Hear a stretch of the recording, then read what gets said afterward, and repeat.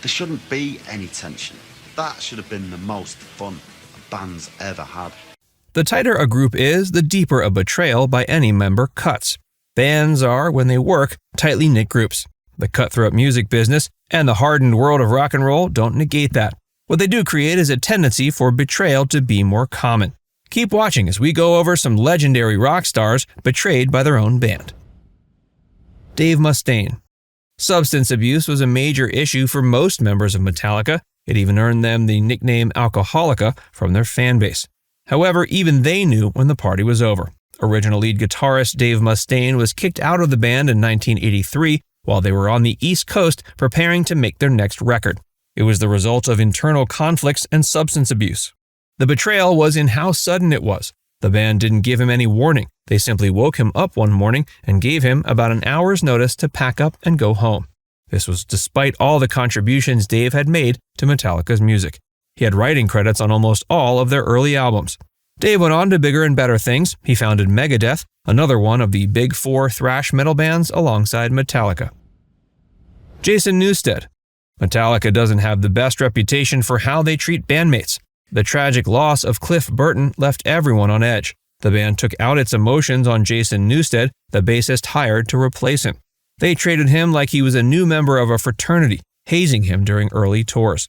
Jason's bass riffs and songs like Blackened are practically impossible to hear. The ridicule took its toll. Jason quit the band after he was told he couldn't pursue outside interests. Danny Kirwan. Danny Kirwan was a talented guitarist and songwriter. He was the key to the early success of Fleetwood Mac. His style worked well with Peter Green's. Everything seemed well at first. The band was plagued by internal conflicts. Danny was closer to Peter, but his short temper led to them fighting often. He was a musical perfectionist and wanted to focus on rehearsing more than any other member.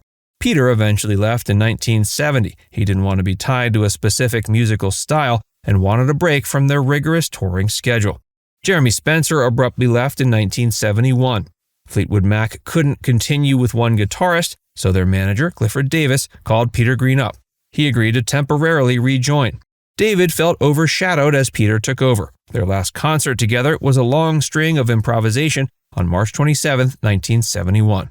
Bob Welch came in to replace Jeremy. He seemed like the perfect addition, but his personality also clashed with Danny's. They ended up fighting often. He withdrew from the other members until a volatile backstage breakdown in 1972. He refused to go on stage, and the band went on without him. The band had remained loyal to him up until that point, but enough was enough. It was done for the sake of the band and for Danny's mental health. He dealt with addiction and even homelessness in the 80s and 90s. He finally found a care home for alcoholics in July 2000 and seemed better. He died at age 68, June 8, 2018. His wife Claire said the cause was the pneumonia he'd contracted earlier that year. Fleetwood Mac's manager even went so far as to say Danny, quote, was the originator of all the ideas regarding harmonies and the lovely melodies that Fleetwood Mac would eventually encompass. Randy Rhoads. Randy Rhoads co-founded the heavy metal band Quiet Riot. He also helped revitalize Ozzy Osbourne's solo career by co-writing his first two solo albums, Blizzard of Oz and Diary of a Madman.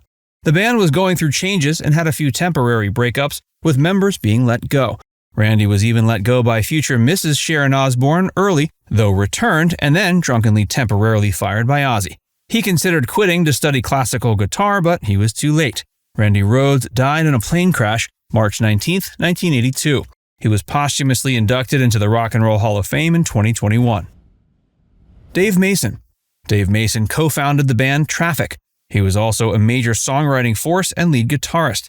He left to get a bit of world experience after their debut Paper Sun peaked at number 5. The other members didn't object. They eventually invited him back because they didn't have enough music for another album, and he had plenty of songs to give. It wasn't a happy reunion for long, though. Within 2 months, the classic creative differences issue led him to be dismissed in 1968. He says Steve Winwood, the band's other star, told him what was up in the most point-blank and direct way possible, saying, quote, I don't like the way you write. I don't like the way you sing. I don't like the way you play, and we don't want you in the band anymore. Dave was shocked. He thought of Traffic as the ultimate band and wasn't sure if he could ever put it behind him. He almost didn't. Bankruptcy, lawsuits from record companies, drug addiction, and personal tragedies such as the loss of his son, almost put his career under. His solo debut was a success. He's also collaborated with other artists such as Eric Clapton, Jimi Hendrix, Cass Elliot, and Michael Jackson. He had a few encounters with Traffic. He played with them and then almost had a guitar duel with Steve until it turned into a solo. David moved on from the breakup career-wise, but the bad blood may remain forever sour.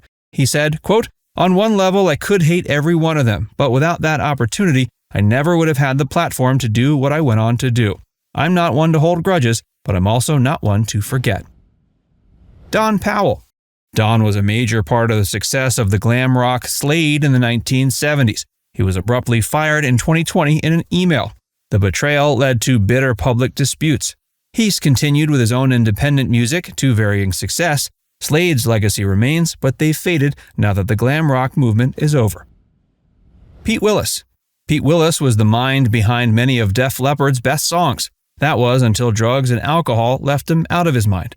Mutt Lange, the super producer, who was a major contributor to the band's success, couldn't have that. The band tried sending Pete home to cool down, but they knew they had to replace him. Phil Collen was their man because he fit well with Steve Clark. Pete has writing credits on most Def Leppard songs, but getting dropped always hurts. Michael Anthony. Van Halen had its share of relationship drama, but Michael may have gotten the worst of it. He was loyal to the band until Sammy Hagar entered. They became friends, and Sammy said, "Mikey didn't do anything ever to Van Halen. Mikey was the most loyal guy in the band. He was the first guy there at rehearsal, the last guy to leave."